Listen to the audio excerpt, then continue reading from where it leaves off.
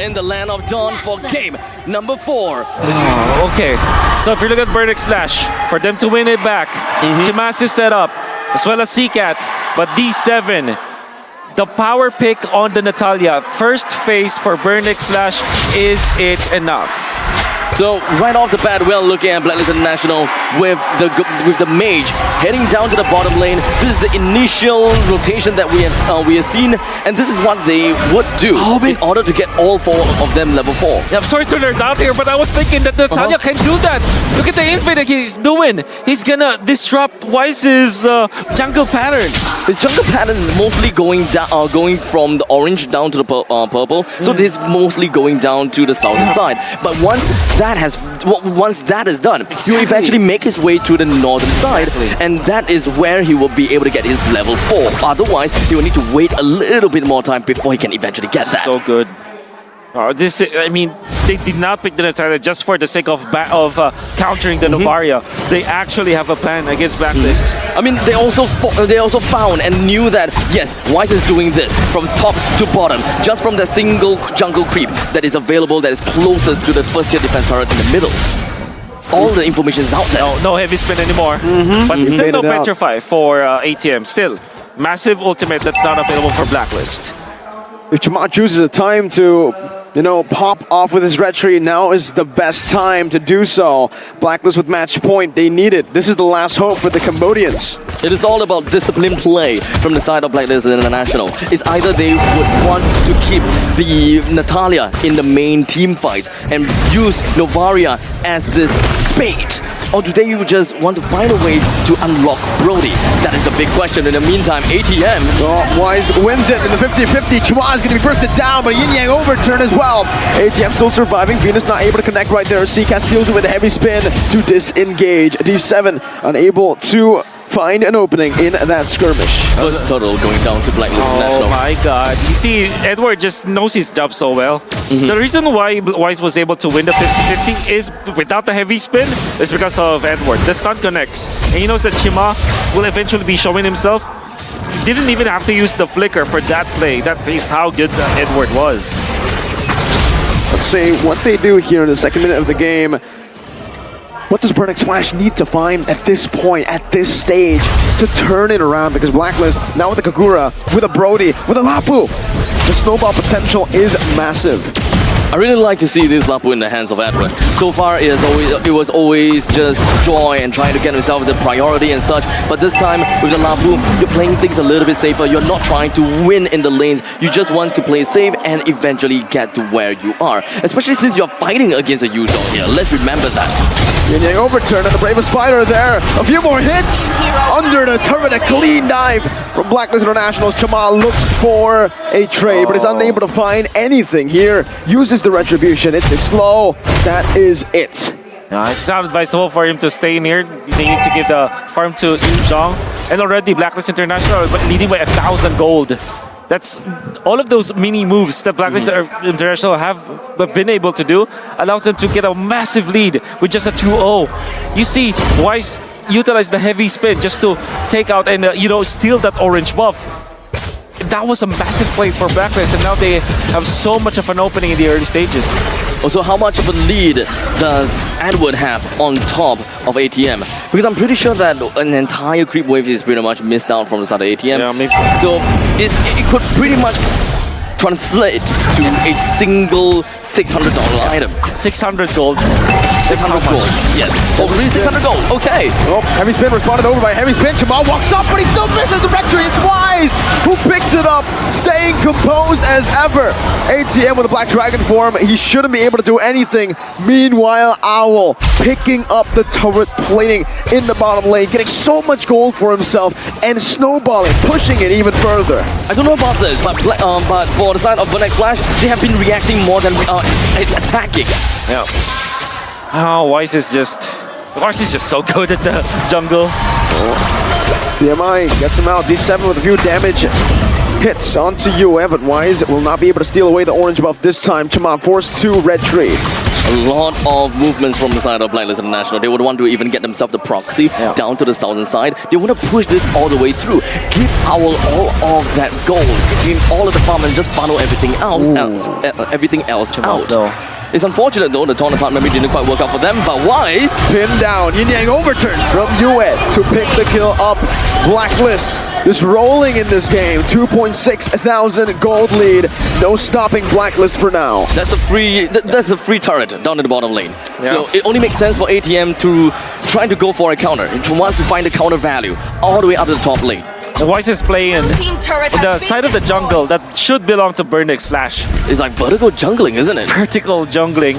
Not even just vertical jungling. It's like literally just taking everything that he wanted. It's a square jungle. It's a square jungle. No, the entire jungle is just his. Jungle. It's just his map. Wise has just owned this game. And by the way, this is not the first time. I think all 4 games that we saw this game, Wise was just phenomenal. Even in the game that they lost, as the Baksha, he was 3-0-3 in the first 5 minutes. That's how active he was. And now he's 2-0 or 0-0-2. I mean, out of the 3 kills that they have in the first 6 minutes, leading by a lot when it comes to AXP. He's level 9 while Chimaz is level 8. With the turtle spawned up, the entirety of Blacklist International wants to get themselves the turtle priority. They're hanging around the riverbed and they're just waiting for the perfect time. Opening up all these brushes. Oh my Venus, even with the Astro Echo. He did manage to find one, but Burnex Flash, it seems like they understood where they stand. They understood that they cannot possibly take this away from the hands of Wise. Otherwise, the gap widens. 3 turtles, the gap is as wide as it can be for Blacklist in the 7th minute of the game. Owl is also snowballed. D7's trying to get some vision here, but he's actually going to be read out by Venus. Some damage placed down, but D7 caught in the bad spot. Now Owl as well. This should just be a free kill over. There's nowhere to run. D7 has been taken out. I don't know about this. This Natalia play is very different from what we have seen against the RSG. They haven't really been producing much results. Yeah, well, this is because it was a 3rd pick, Natalia. And all they had to do was to pick up Lapu Lapu. Lapu Lapu, not gonna be concerned. Has a ton of armor or physical damage defense. You have the Brody that's unported by the Natalia. Probably just tunnel vision onto just bringing Oh My Venus down. That's just how much respect that they have for Oh My Venus's the Rivaria. Blue team turret has been destroyed. To get it. That's why I felt like the like ATM's Yuzhong might not be the case. Because the thing with Natalia, if you want to pick up the Natalia, somebody always has to stay in lane. Yuzhong don't want to do that. You want a team fight afterwards, right? You want to get a kill. You need something like a sustain. Like, yeah, Uranus, your Esmeralda, perhaps the Joy at a certain point. Heroes that stay in lane. So that everybody else will be busy. You'll have your shot at clearing out some, getting a pick-off, perhaps. But D7 wanders around. He's trying to look for these small little opportunities that is presented to him. Now, even if they have the Natalia, they don't have the control of the river. He can kill, technically speaking, once he has got an item and once they have got return lead, right? They should be able to get himself the kill onto the Kagura, being one of the biggest problems in the team. Look at a Yin Yang overturn. What can he do to D7? Well, he can burst him down. That's clear right now.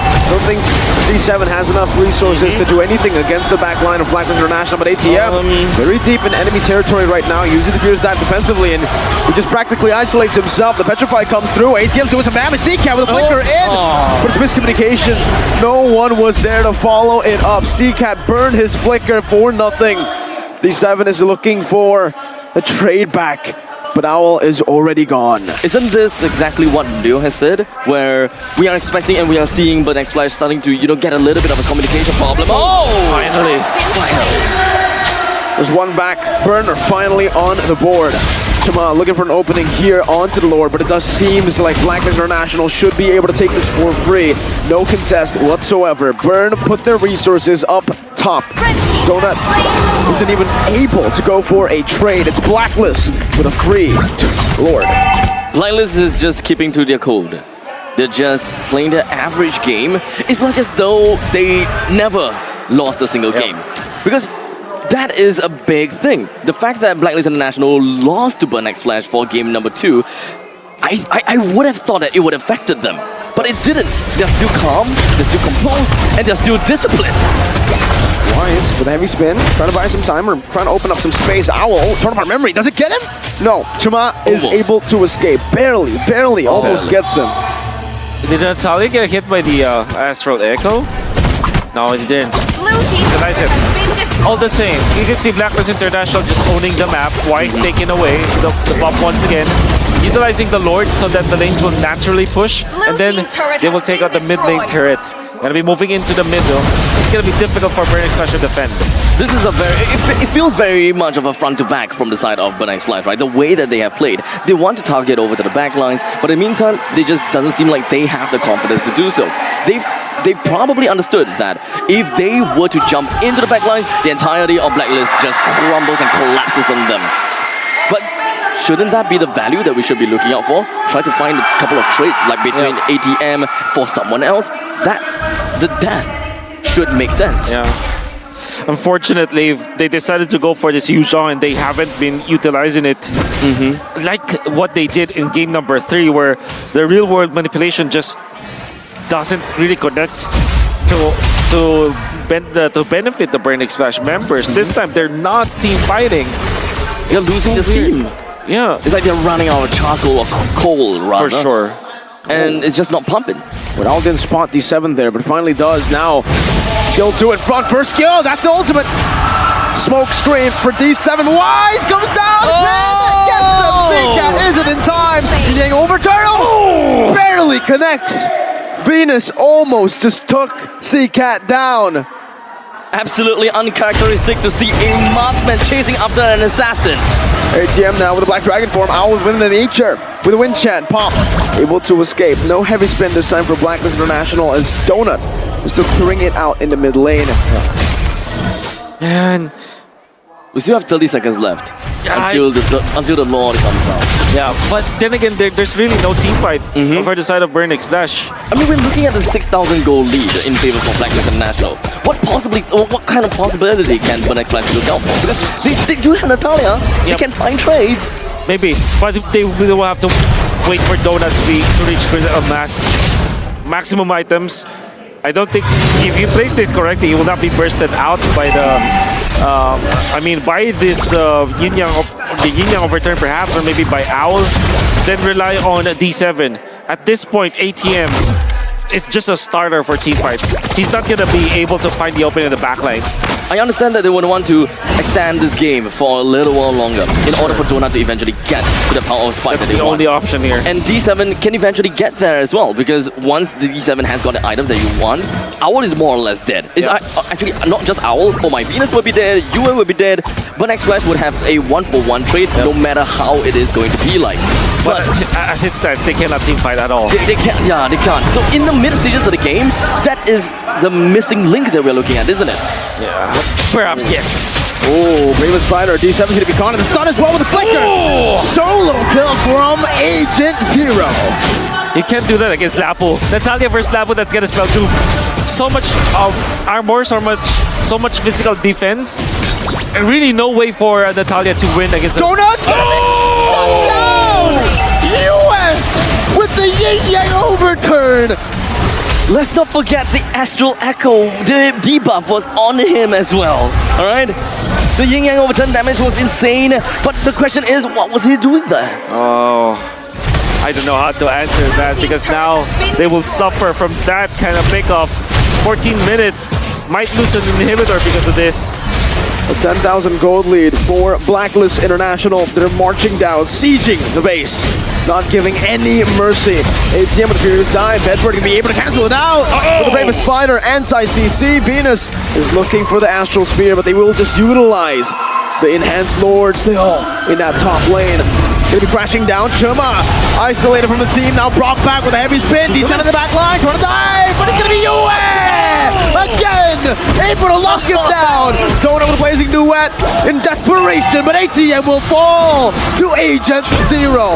Lord on the base. Burn X Flash falling one by one.